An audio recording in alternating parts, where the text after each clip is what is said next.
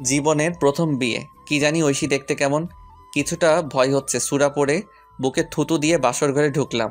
ঐশীর সাথে 7 দিনের পরিচয়, বিয়ের আগে অল্প কিছু কথা হয়েছিল, কিন্তু দেখা করিনি। কথা শুনেই বুঝেছিলাম খুব দুষ্টু।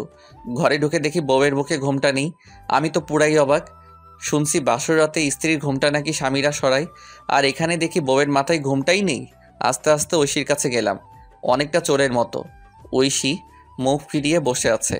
খাটে বসতে মুখ ফেরানো অবস্থায় ঐশী বলল, দরজাটা লাগানো হয়নি, লাগিয়ে আসেন। দরজার দিকে তাকিয়ে দেখলাম সত্যি দরজা লাগাইনি। আশ্চর্য, ঐশী তা জানলো কি করে? সে তো মুখ ফিরিয়ে বসে আছে। আবার দরজা লাগিয়ে খাটে এসে বসলাম। আচ্ছা, আমি যে দরজা লাগাইনি সেটা আপনি কি করে বুঝলেন? আপনি তো মুখ ফিরিয়ে বসে আছেন। আমার সামনে কি সেটা আপনি দেখতে পাচ্ছেন না? মাথাটা মনে হয় পুরোপুরি গেছে। সামনে তাকিয়ে ছোটখাটো একটা বাঁশ খেলাম। ঐশীর সামনে ঘরের আয়নাটা বসানো আছে, আর তাতে ঘরের দরজাটা স্পষ্ট দেখা যায়। আমার ঘর আর আমি বুঝতে পারিনি। আমি মাথা থেকে টুপিটা নামিয়ে টেবিলের উপর রেখে এক গ্লাস পানি খেলাম। রুমাল দিয়ে কপালের ঘাম মুছলাম। ভয় অনেকটা ঘেমে গেছি। ঐশীর দিকে তাকিয়ে জিজ্ঞেস করলাম, আপনার মাথায় ঘোমটা নেই যে? সব মেয়েরাই তো বাসর রাতে ঘোমটা দিয়ে রাখে, তাহলে আপনি খুললেন কেন? আমার কত ইচ্ছে ছিল বউয়ের ঘোমটা সরাবো। আপনার কাজটা সহজ করে দিয়েছি। আর আপনি কি করে জানেন বাসর রাতে সবাই ঘোমটা দিয়ে রাখে? আগে আরো বিয়ে করছেন নাকি? না, তবে শুনেছি। বিয়েটার জন্য আমি একদম প্রস্তুত ছিলাম না। এখনো আমার বিয়ের বয়স হয়নি। হঠাৎ মুখ ফসকে কথাটা বের হয়ে গেল। কি? তার মানে আপনি বেকার, কোনো কাজকর্ম করেন না? কে বলছে আমি বেকার? আমি ব্যাচেলর। ঐশী একগাল হেসে বলল, ব্যাচেলর আবার বিয়ে করে নাকি?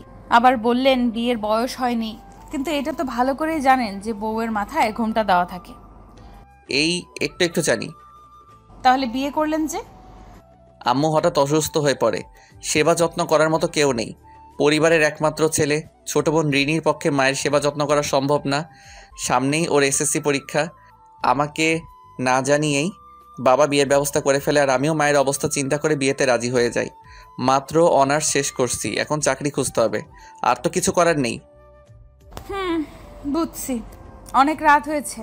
আমি আবার বেশি রাত সজাগ থাকতে পারি না, তবে খুব সকালে ঘুম থেকে উঠে পড়ি। এখন ঘুমাবো। এদিকে আমি ভাবছি, বাসরাত কি এরকমই হয়? ঐশী আর কিছু বলবে না, সোজা ঘুমাবে বলছে। আর একটা কথা বলা হয় নাই কিন্তু। অনেকক্ষণ ধরে শুধু কথাই বলে যাচ্ছি, আসল কথাটাই ভুলে গেছি। আমার চোখ দুটো যেন লজ্জায় লাল হয়ে গেল। ছেলেদের লজ্জা নাকি কম থাকে, কিন্তু আমার একটু বেশি। আমি উৎসাহ নিয়ে জিজ্ঞেস করলাম, বলেন, কি কথা বলবেন? স্বামী স্ত্রী কিন্তু আপনি আপনি করে কথা বলে না। আমাকে তুমি করে বলবেন, তাহলে আমিও বলার সাহস পাবো। এখন ঘাড় ফিরিয়ে ওদিকে তাকাও। কেন, এদিকে কি হয়েছে? আমি কাপড় চেঞ্জ করব। আমি না তোমার স্বামী, সমস্যা কিসের? কথাটা শুনে ঐশী রেগে লাল টমেটো হয়ে গেছে। তাকাও বলছি, না হয় খবর আছে। ওই যে বাথরুম, গিয়ে চেঞ্জ করে আসো। কি আজব বউ রে বাবা। ঐশী বিয়ের শাড়ি খুলে নীল একটা শাড়ি পরে আসলো। অসম্ভব সুন্দর লাগছে। আমি মুগ্ধ দৃষ্টিতে তাকিয়ে আছি, যেন পরী নেমে এসেছে। ইচ্ছে করছে এখনই জড়িয়ে ধরি, কিন্তু ঐশীকে তা বলা যাবে না, তাহলে রিমান্ডে উঠতে পারে। খাটে পা তুলে উঠতে ঐশী বলল, একটা কথা বলা হয়নি, আমি কিন্তু কারোর সাথে ঘুমোই না, মানে অভ্যেস নেই। যেহেতু বিয়ে হয়েছে আর স্বামী স্ত্রী হিসেবে এক বিছানায় থাকা উচিত, তাই না হয় মেনেই নিব। তবে শরীরে টাচ করতে পারবা না, এটা আমার বিন্দুমাত্র অভ্যেস নেই। কিন্তু ব্যাচেলর হওয়ার কারণে আমি তো সবসময় এক পা কোনো না কোনো বন্ধুর উপর দিয়ে জড়িয়ে ধরে ঘুমাতাম। এখন আমার কি হবে? তাছাড়া আজকে না বাসর রাত। ছি ছি ছি, এইসব আমি একদম পারবো না। না হয় আমি মাটিতে ঘুমাবো। আরে না না, মাটিতে ঘুমানোর দরকার নেই। যদি রাতের বেলা হঠাৎ কোনো দরকারি কেউ রুমে আসে আর দেখে ফেলে, তবে কি হবে? আচ্ছা, আমি জড়িয়ে ধরবো না, তোমার থেকে 2 হাত দূরে ঘুমাবো। এই তো লক্ষ্মী স্বামী আবার। এই কথা বলে ঐশী খাটে উঠে বাতিটা অফ করলো। প্রায় 5 মিনিট হয়ে গেল, কেউ কোনো কথা বলছি না। ঐশী কি খুব ক্লান্ত হয়ে ঘুমিয়ে পড়েছে, নাকি কিছু ভাবছে? এক পর্যায়ে মনে হলো ঘুমিয়ে গেছে। আমি ডান হাত দিয়ে আস্তে আস্তে জড়িয়ে ধরলাম। কি করমু ভাই কন? শিয়ালের সামনে মোড়ক থাকলে কি আর শিয়াল চুপ করে থাকবে? ঐশী যেই মুহূর্তে চেঁচিয়ে উঠবে, ঠিক তখনই আরেক হাত দিয়ে মুখটা চেপে ধরে একটা পা ঐশীর উপর বিছিয়ে দিয়ে বললাম, চোর বলে চেঁচিও না কিন্তু। আমার বাসায় আজ পর্যন্ত কোনো চুরি হয়নি, বাড়ির সবাই তা ভালো করেই জানে। ব্যাচেলর ছেলে বলে কথা। এতদিনের পুরনো অভ্যাস কি করে ভুলে যাই বলো? নতুন বিয়ে করেছি, বাসরাত বলে কথা, তার উপর একটু আগে তোমার উপর ক্রাশও খাইলাম। অদ্ভুত, কিছুক্ষণের মধ্যে ঐশী শান্ত হয়ে গেছে। ঘুমিয়ে গেল নাকি? কথাটা চিন্তা করার সাথে সাথে ঐশী আচমকা ঘরের লাইট অন করে বলল, হে আল্লাহ, আমি তো আসল কাজটাই করতে ভুলে গেছি। আবার কি হলো? আমি ভ্যাবাচেকা খেয়ে গেলাম। কোনো ভুল করিনি তো? ঐশী বলল, মা তো বলেছিল স্বামীকে সালাম করার জন্য, আমি তো ভুলেই গেছি। দেখি তোমার পাটটা নিচে নামাও তো। ও এই কথা, আমি ভেবেছিলাম কি না কি। থাক, সালাম করতে হবে না। লাইট অফ করো, ঘুম পাইছে। থাক মানে কি? সালাম তো করতেই হবে। অতপর ঐশী সালাম করে লাইটটা অফ করে দিল। আরেকটা কথা, আমি নিষেধ করা সত্ত্বেও তুমি আমাকে স্পর্শ করেছো, এর শাস্তি হবে, মনে থাকে যেন। আরে বাবা, তা পরে দেখা যাবে। আমি কাউকে ভয় পাই নাকি? ঘুমাও তো। দরজার খটখট আওয়াজ শুনে ঘুম ভাঙলো। মিট মিট করে চোখ খুলে দেখি প্রায় বিছানা থেকে পড়ে যাচ্ছি। ঘড়িটা দেখার জন্য পাশে তাকালাম। মাত্র 7:30। আমার জন্য এখনো ভোর, কারণ আমি সবসময় দেরিতে উঠি। সামনে তাকিয়ে দেখি ঐশী চেয়ারের মধ্যে বসে আছে। আমার দিকে ড্যাব ড্যাব করে তাকিয়ে আছে। এদিকে কি যেন দরজার মধ্যে হাতুড়ি পেটাচ্ছে। কি হলো, দরজা খুলছো না যে? কে না কে ধাক্কাধাক্কি করছে, কোনো ডাকও দিচ্ছে না, তাই ভয়ে খুলিনি। ভয়? কিসের ভয়? জানি না। আমি ডেকে বললাম, কে দরজায় এভাবে ধাক্কাধাক্কি করছে কে? মুহূর্তের মধ্যে বন্ধ হয়ে গেল। ঐশী আমার দিকে কৌতূহলী হয়ে তাকিয়ে আছে। ওভাবে তাকিয়ে আছো কেন? বাড়ি ছোট পোলাপানগুলো হবে হয়তো।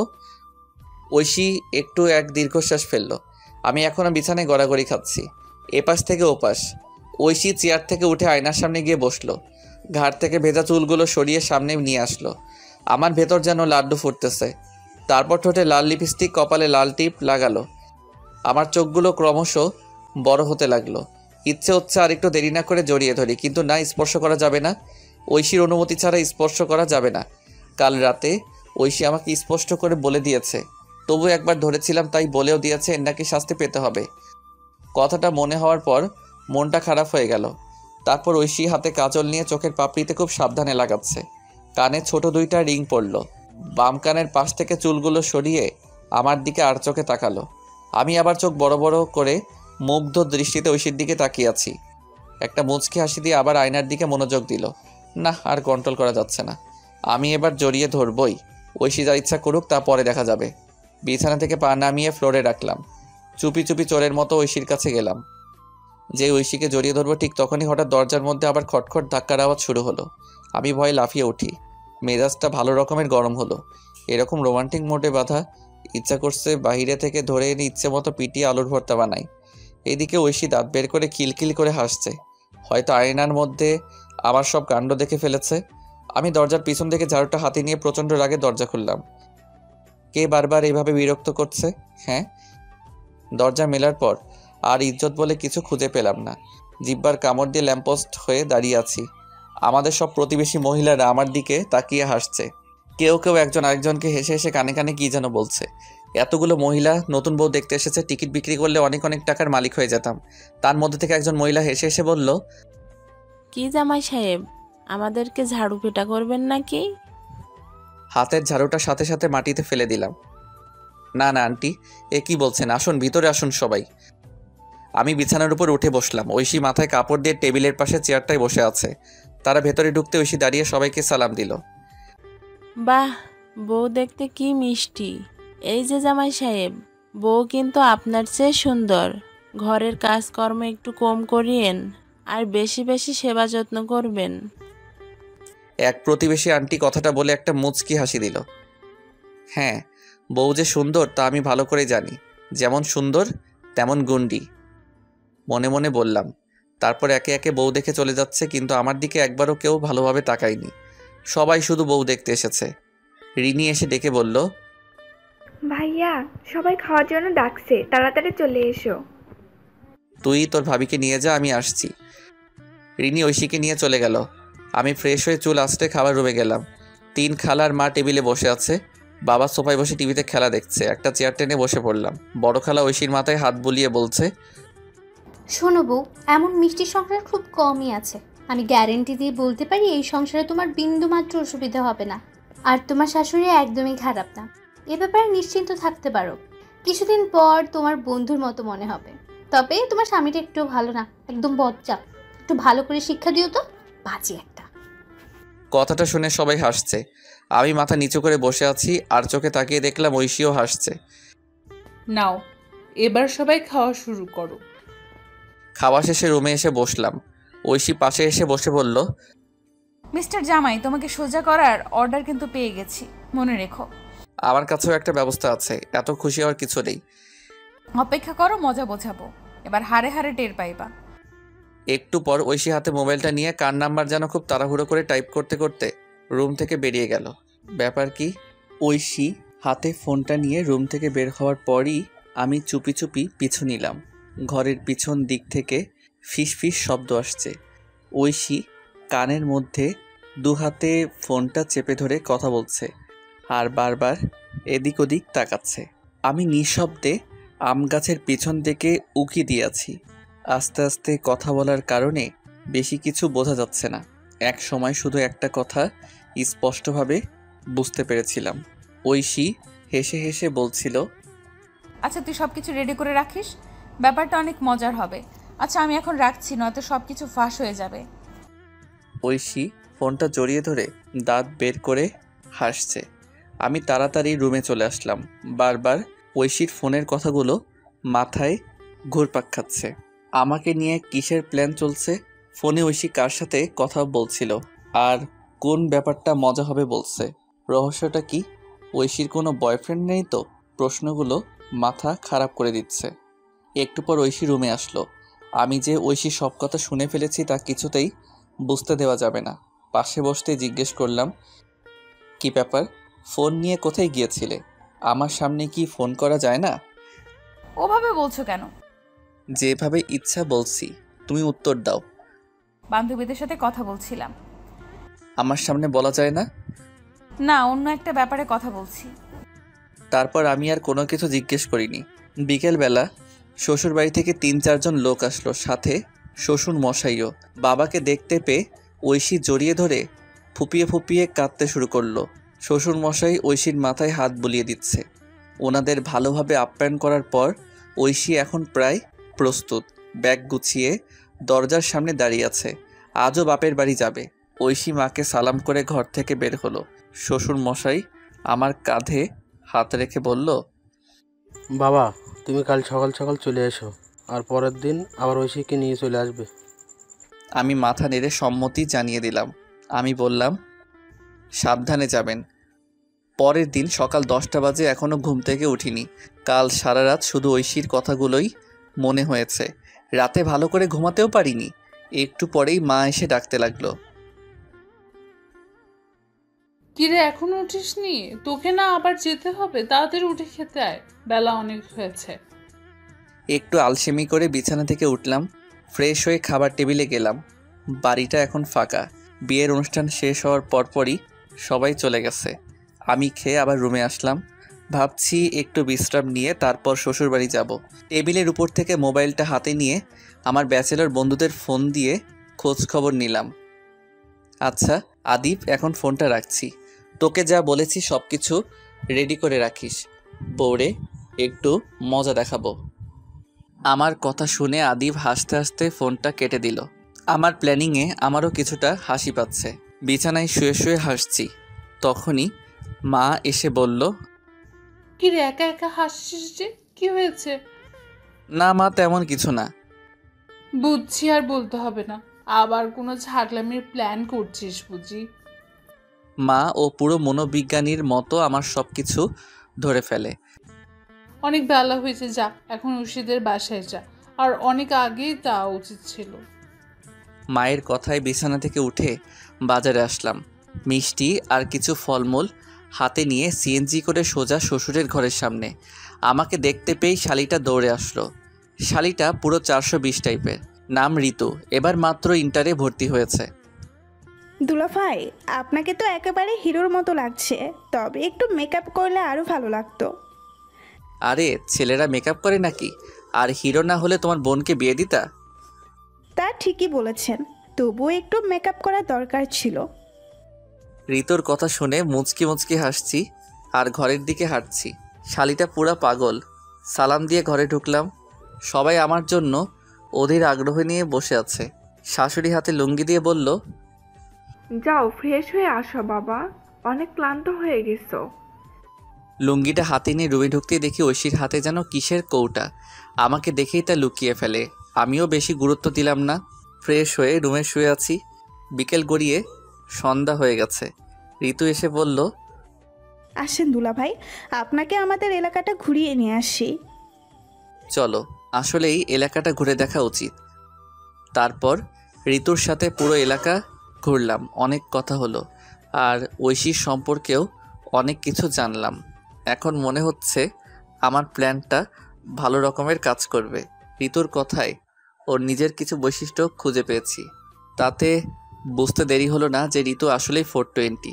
পুরো এলাকা ঘোরাঘুরি আর সিএনজি করে শ্বশুরবাড়িতে আসার পর এখন আমি খুব ক্লান্ত। রাতে খাওয়া দাওয়ার পর তাড়াতাড়ি ঘুমিয়ে পড়লাম। তবে আজ ঐশীকে জড়িয়ে ধরে ঘুমিয়েছি, কারণ ঐশী আগেই বলেছে আমাকে শাস্তি দেবে, তাহলে আমি জড়িয়ে ধরতেই পারি। সকাল 9:30। ঠাস করে একটা শব্দ শুনে ঘুম ভেঙে গেল। শব্দ শুনে একেবারে উঠে বসে যাই। অনেক জোরে শব্দটা হয়েছে, কেন যেন এইমাত্র রুম থেকে বেরিয়ে গেছে। আমি তাড়াহুড়ো করে গায়ে গেঞ্জি দিয়ে চোর চোর বলে রুম থেকে বের হলাম। যখন রুম থেকে বেরিয়েছিলাম তখন খেয়াল করছি ঐশী বাথরুমে গোসল করছে। তবে রুমে কে ঢুকেছিল? আমার চোর চোর শব্দ শুনে বাড়ির সবাই দৌড়াদৌড়ি করে লাঠি নিয়ে আসলো, এমনকি পাশের বাসার কয়েকজনও ছুটে আসলো। কোথায় চোর, কোথায়? কিছুক্ষণ দাঁড়িয়ে থেকে দুইজন মহিলা আমার দিকে তাকিয়ে জোরে জোরে হাসছে। তারপর আরেকজন, তারপর আরেকজন, এইভাবে একে একে সবাই হাসতে লাগলো। এমনকি শ্বশুর মশাইও দাঁত বের করে খিলখিল করে হাসছে। অদ্ভুত, সবাই কি মেন্টাল নাকি? এখানে হাসার কি হলো? আর সবাই আমার দিকে তাকিয়ে আছে কেন? ঐশী দৌড়ে বাথরুম থেকে বেরিয়ে আসলো। আমার দিকে তাকাতেই ভ্যা ভ্যা করে হাসতে লাগলো। হাসতে হাসতে প্রায় মাটিতে পড়ে যাচ্ছে। একজন মহিলা হাতের মোবাইলটা নিয়ে আমার ছবি তুলছে। পাগল নাকি আমি? চোর চোর করে চেঁচাচ্ছি আর আপনারা আমারই ছবি তুলছেন? আমি কি সার্কাস দেখাচ্ছি নাকি? পাশের বাড়ির এক মহিলা বলে উঠল, জামাই সাহেব, ছবিটা কিন্তু সার্কাসের চেয়ে কম নয়। তারপর মহিলা আমার দিকে এগিয়ে আসলো। চলেন একটা সেলফি তুলি, ফেসবুকে দিমু। উনি ক্যামেরা অন করে আমার সাথে পোজ নিলেন, আর আমি মোবাইলে তাকাতেই লাফিয়ে উঠি। ব্যাপার কি? আমার চেহারা এরকম কেন? আমি কোনো ভুল দেখছি না তো? এক দৌড়ে রুমে এসে আয়নার সামনে গেলাম। আমার চেহারা মেয়েদের মতো মেকআপ করা, কি হাস্যকর দেখতে। চোখে কাজল, কপালে কালো তিলক, ঠোঁটে লাল লিপস্টিক, গালে পাউডার। আমার এই অবস্থা করলো কিরা? তখন আমার আর বুঝতে বাকি ছিল না যে ঘরে কোন চোর আসেনি তো, বরং কেউ এসে আমার এই অবস্থা করছে। আর তার ঋতু ছাড়া অন্য কেউ করতে পারে না, কারণ বাড়িতে আসার পরপরই ঋতু বলেছিল আমাকে নাকি মেকআপ করলে দারুণ লাগবে। আমার এখন প্রচণ্ড রাগ হচ্ছে, ইচ্ছে হচ্ছে শাড়িটাকে ধরে আচ্ছা মতো 1 ঘন্টা পিটাই। কিন্তু ঋতু এগুলো করতে যাবে কেন? কারণ কি? কারণটাও খুব দ্রুত ফাঁস হয়ে গেল। যখন খাবার টেবিলে খেতে বসি ঠিক তখনই ঐশী ঋতুকে ডেকে বলে, ঋতু, একটু এদিকে আয় তো। আমি খাওয়া বন্ধ করে আর চোখে ঐশীর দিকে তাকিয়ে আছি। দেখলাম ঐশী ব্যাগ থেকে 500 টাকার একটা নোট ঋতুর হাতে দিয়ে বলছে, কাজটা খুব ভালো করে করতে পারছিস, প্ল্যানটা খুব ভালোভাবে সফল করছিস, এই নে তোর বকশিস। তার মানে সব প্ল্যান ঐশীর? খাওয়া শেষে রাগ করে রুমে বসে আছি। যখন ঐশী রুমে আসলো রাগটা আরও বেড়ে গেল। তার মানে সব প্ল্যান তোমার ছিল? ঐশী চেয়ারে বসে বাদাম খাচ্ছে আর হাসছে। কোনো উত্তর দিল না। আমি আবার জিজ্ঞেস করলাম, আমি জানতে চাইছি প্ল্যানটা কি তোমার ছিল? হ্যাঁ আমার ছিল তো, কি হয়েছে? বলেছিলাম না পরে মজা টের পাইবা। ঐশী এবার আরও জোরে জোরে হাসছে। ইচ্ছে হচ্ছে বালিশ চাপা দিয়ে ধরি, তবে আমি কিছু বলিনি। চুপচাপ বসে আছি আর ঐশীর হাসি সহ্য করার চেষ্টা করছি। কিছুক্ষণ পর শ্বশুর আর শাশুড়ি রুমে এসে জানতে চাইল ব্যাপারটা কি ছিল। আমি বললাম, তেমন কিছু না, ঐশী আমার সাথে একটু মজা করছিল। ভেতরের রাগটা চেপে রাখলাম। সাথে সাথে ঋতুও রুমে ঢুকলো। শাশুড়ি বলল, এখন ক্ষমা চেয়ে নি, আর কোনোদিন যদি এমন মজা দেখি তবে বেশি ভালো হবে না। আরে না না, ক্ষমা চাইতে হবে না, তবে একটা কাজ করে দিলে খুব ভালো হয়। কি কাজ বলো বাবা? একটু আগে পাশের বাড়ির এক মহিলা আমার ছবি তুলেছে আর বলেছে উনি নাকি ফেসবুকে দিবে। যদি একটু ওনাকে বলে ছবিটা ডিলিট করে দেন তাহলে খুব ভালো হবে, নয়তো বন্ধুদের সামনে মুখ দেখাতে পারবো না। ঋতু, এখনই গিয়ে বল ছবিটা যাতে ডিলিট করে, যা। তাছাড়া ঋতুর তো কোনো দোষ নেই, ঐশী টাকা দিয়েছে আর ঋতু করেছে, স্বাভাবিক। তারপর তারা রুম থেকে চলে গেল। ঐশী আবার হাসতে শুরু করলো। এদিকে বিকেল হয়ে যাচ্ছে, আমাদেরও বাসায় যেতে হবে। হঠাৎ ফোনটা ক্রিং ক্রিং শব্দে বেজে উঠল। হাতি নিয়ে দেখি আদিব। দোস্ত, কি খবর? বেশি ভালো না রে দোস্ত। একটা দীর্ঘশ্বাস ফেলে ওরে বললাম। কেন দোস্ত? না এমনি, বাদ দে। আচ্ছা, তুই এখন কোথায়? শ্বশুর বাড়ি। তোর কি অবস্থা, কি করছিস? কি আর করব, মরিচ ডলতেছি, আলু ভর্তা বানাবো আর ডিম ভাজি। তুই তো জানিসই, ব্যাচেলারদের জাতীয় খাবার। আদিব কিছুটা কেঁদে কেঁদে কথাটা বলল। কি আর করার বল। তুই তো ভালোই আছিস, বিয়েও করেছিস, এখন শুধু শ্বশুরবাড়ির মজার মজার খাবার। বিয়া যে কত মজা, শুধু খাওন আর খাওন।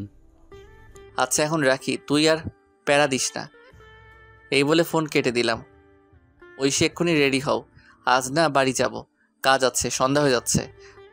বাড়ির সবাইকে সালাম করে বাড়ির উদ্দেশ্যে বেরিয়ে পড়লাম। সিএনজিতে উঠলাম।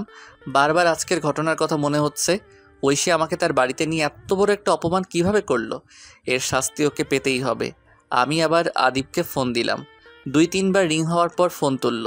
আমি একটু জোরে জোরে কথা বলা শুরু করলাম যাতে ঐশী শুনতে পায়, কারণ উদ্দেশ্য ছিল ঐশীকে শুনিয়ে শুনিয়ে বলা। দোস্ত, 3 তলার মেয়েটা এখনো আসে রে? কি অবস্থা মেয়েটার? আসে, তবে খুব কম। তুই নাই তো, তাই তোর কথা সবসময় বলে, তোকে নাকি অনেক মিস করে। আমি ইচ্ছে করে ফোনটা লাউড স্পিকারে দিয়ে রেখেছি যাতে ঐশী সব শুনতে পায়। আর ইতিমধ্যে ঐশী সাপের মতো ফুস ফুস করে রাখতে থাকে। এভাবে কথা বলতে বলতে বাসায় চলে এসেছি। ওই মেয়েটার সাথে একবার দেখা করা দরকার, আমার কত সেবা যত্নই না করছে। আচ্ছা এখন রাখি, খুব তাড়াতাড়ি দেখা করতে আসবো। ফোন রাখতেই ঐশী প্রচণ্ড রাগে আমাকে জিজ্ঞেস করলো, কিসের মেয়ে? কেন তুমি ওই মেয়েকে মিস করো? আর কিভাবে তোমাকে সেবা যত্ন করছে তাড়াতাড়ি বলো, না হলে আজ খবর আছে। ধ্যাত, যাও তো, তুমি সব সময় শুধু কেমন হয়ে থাকো, ভাল লাগে না। সামনে থেকে যাও তো। তোমার চেয়ে ওই 3 তলার মেয়েটাই ভালো। যখন ব্যাচেলার ছিলাম তখন আমার সাথে একদিন থেকেছিল। কথাটা বলতেই ঐশী শাড়িটা কোমরে বেঁধে আমার উপরে চড়ে বসে। কি, বিয়ের আগে তুমি এসব করেছো? তাহলে আমাকে বিয়ে করেছো কেন? আমার জীবনটা কেন এভাবে নষ্ট করেছো? খেলা মনে হয়? আরে কি করছো এসব, ছাড়ো, মা এসে দেখে ফেলবে। দেখুক, আগে তুমি বলো ওই 3 তলার মেয়ের সাথে তোমার কিভাবে পরিচয় হলো, না হয় আজকে তোমার খবর আছে। আচ্ছা আচ্ছা বলছি, এখন ছাড়ো তো। ঐশী আমার উপর থেকে নামার পর বললাম, যখন ব্যাচেলর হয়ে 2 বন্ধু একটা বাসা নিলাম তখন ওই বাসার 3 তলায় সুন্দরী একটা মেয়ে থাকতো। মাঝে মাঝে আমাদের রুমে আসতো, আমাকে ওর পছন্দ হয়। আমি ভাবলাম এভাবে আলুর ভর্তা আর ডিম ভাজি না খেয়ে মেয়েটাকে যদি পটাতে পারি তাহলে মাছ মাংস খেতে পারবো। আর এমনিতে ও বেশ সুন্দর, তাই আমিও ভাব নিতে থাকি। আর তুই ওই মেয়ের সাথে রাতও কাটিয়েছিস, তাই না? ঐশী প্রচণ্ড রাগে তুই করে বলল। লক্ষ্য করলাম ওর নাকের ডগা আর ফর্সা গাল রাগের কারণে লাল টুকটুকে হয়ে আছে। বাহ, কি দারুণ লাগছে, বোঝানো সম্ভব না। ঠেকেছি তো কি হয়েছে, আজকাল এসব স্বাভাবিক ব্যাপার। ছি ছি, তোমার লজ্জা করে না এইসব করে আবার আমাকে বিয়ে করেছো? না তো, লজ্জার কি আছে? তাছাড়া আজ তুমি আমার সাথে যে ব্যবহারটা করছো তাতে অনেক কষ্ট পাইছি। তুমি আমার সব মান সম্মান শেষ করছো। ঐশী আর কিছু বলেনি, চুপচাপ রুম থেকে বেরিয়ে যায়। লক্ষ্য করলাম চোখ ভিজে চুপসে গেছে। রাতে আমার সাথে কথাও বলেনি। পরের দিন আমি সকাল সকাল ঘুম থেকে উঠি, যদিও কোনো দিন উঠে অভ্যাস নেই। ঘুম থেকে উঠে দেখি ঐশী বিছানায় নেই। ব্রাশ নিয়ে ছাদে গিয়ে দেখি ঐশী এক কোণে দাঁড়িয়ে ফুপিয়ে ফুপিয়ে কাঁদছে। আমি কাছে গিয়ে বললাম, আমার ইন্টারভিউ আছে, তাই আমাকে তাড়াতাড়ি যেতে হবে। যাও, খাবার রেডি করো। আমার সাথে কোনো কথা বলবি না, যা তুই তোর 3 তলার নোংরা মেয়ের কাছে। হ্যাঁ যাবই তো, তবে খবরদার ওকে নোংরা বলবা না, তাহলে কিন্তু বেশি ভালো হবে না। তারপর ঐশী কাঁদতে কাঁদতে নিচে নেমে আসে। আমি দাঁত ব্রাশ করে ফ্রেশ হয়ে খাবার টেবিলে গেলাম। বাহ, সব কিছু রেডি। তাড়াহুড়ো করে খেয়ে বেরিয়ে পড়লাম। তবে আজকে কোনো ইন্টারভিউ দিতে আসিনি, বরং আদিবের সাথে দেখা করতে যাচ্ছি। আর ঐশীকে মিথ্যা কথা বলে এসেছি। গাড়ি থেকে নেমে সেই বাড়িতে গেলাম যেখানে ব্যাচেলর হিসেবে থাকতাম। রুমের দরজায় টোকা দেওয়ার পর আদিব এসে দরজা খুলে বলল, কী রে, তুই ভাবিকে নিয়ে এসেছিস কেন? কি? ঐশী ওকে আনতে যাব কেন? তাহলে তোর পেছনে এটা কে? পেছনে তাকাতে একটা শকড খেলাম। ঐশী, তুমি কিভাবে আসলে? তোমার পিছু পিছু। আমি না বললাম ইন্টারভিউ দিতে যাচ্ছি? তবে ছাদ থেকে নেমে মায়ের কাছে জিজ্ঞেস করলাম যে আজ তোমার কোনো ইন্টারভিউ আছে কিনা। মা বলল তোমার আজ কোথাও কোনো ইন্টারভিউ নেই। আর আমার বুঝতে বাকি হলো না যে তুমি আজ মেয়েটার সাথে দেখা করতে আসবা। আজকে ওই মেয়েটার খবর আছে। আমি আর কিছু বলতে পারলাম না। মাথা নিচু করে বসে আছি। আমার হাসি কিছুতেই আটকাতে পারছি না। এক পর্যায়ে জোরে জোরে হাসতে লাগলাম। ঐশী প্রচণ্ড রেগে গিয়ে বলল, এখন কিন্তু আমাকে আর রাগিও না, তাড়াতাড়ি মেয়েটাকে এখানে নিয়ে আসো। না হয় আমি 3 তলায় গিয়ে চেঁচিয়ে চেঁচিয়ে মানুষ ডাকবো। আজকে ওর একদিন কি আমার একদিন। বাজে মেয়ে একটা, নোংরা, খচ্চর, খারাপ, বিবাহিত পরিবার ধ্বংস করতে চায়। ঐশী প্রচণ্ড রাগে কথাগুলো বলল। ভাবলাম আজকে তো খেলা দারুণ জমবে মনে হচ্ছে। কি হলো, মেয়েটাকে ডাকো। ওকে ডাকতে হবে না, আমি যাচ্ছি। আরে না না, তোমাকে যেতে হবে না, দাঁড়াও, আমি ব্যবস্থা করছি। আদিব, যা তো 3 তলার সুন্দরীটাকে নিয়ে আয়। সুন্দরী বলার কারণে ঐশী আমার দিকে চোখ বড় বড় করে তাকিয়ে আছে, যেন আজ বড় ধরনের কিছু একটা ঘটবে। আদিব উপরে গেল মেয়েটাকে আনতে। আমরা 2 তলায় বসে আছি। তারপর ঐশী দরজার পিছন থেকে ঝাড়ুটা নিয়ে চুপ করে দাঁড়িয়ে আছে। তবে আমার আর হাসি থামানো যাচ্ছে না। ঐশী বারবার বলছে চুপ করে থাকার জন্য। এক পর্যায়ে মুখ চেপে বসে আছি হাসি আটকানোর জন্য। কিছুক্ষণ পর মেয়েটা দরজার ফাঁক দিয়ে ঢুকতেই ঐশী সর্বশক্তি দিয়ে দিল একবারই। বিড়ালটা ম্যাও ম্যাও শব্দে শূন্যে লাফিয়ে ওঠে। ভাগ্যিস অল্পের জন্য মেয়ে বিড়ালটা বেঁচে গেল। আমি আর আদিব হাসতে হাসতে বিছানায় গড়াগড়ি শুরু করলাম। ব্যাচেলরের আবার বিয়ের আগে বউ। তাকিয়ে দেখি ঐশী রুম থেকে বেরিয়ে যাচ্ছে। দৌড়ে নিচে নামলাম। এ কি ঐশী, তুমি কাঁদছো কেন? তুমি আমাকে মিথ্যা বলছো, তার মানে কোনো মেয়ে নেই? আরে বাবা, এই বিল্ডিংয়েই তো কোনো সিঙ্গেল মেয়ে নেই। সবটাই তোমার মতো প্ল্যান করে বানানো। যদি থাকতো তাহলে কি আলুর ভর্তা আর ডিম ভাজি খেয়ে দিন কাটাতে হতো? ঐশী চোখের জল মুছে বলল, আর কোনো দিন এরকম করবা না তো? যদি কোনো দিন এরকম করো তাহলে আরেকদিন সুযোগ পেলে তোমার মুখ অর্ধেক শেপ করে রাখবো। না, এরকম আর করব না। তবে একটা শর্ত আছে। কি শর্ত বলো? সপ্তাহে 3 দিন বিরিয়ানি রান্না করতে পারবা তো? ঐশী একটু থেকে জোরে জোরে হেসে বলল, হ্যাঁ, পারবো। অতঃপর দুজনেই হাসতে লাগলাম। এভাবে চলতে থাকে আমার সুন্দরী বউয়ের ভালোবাসা।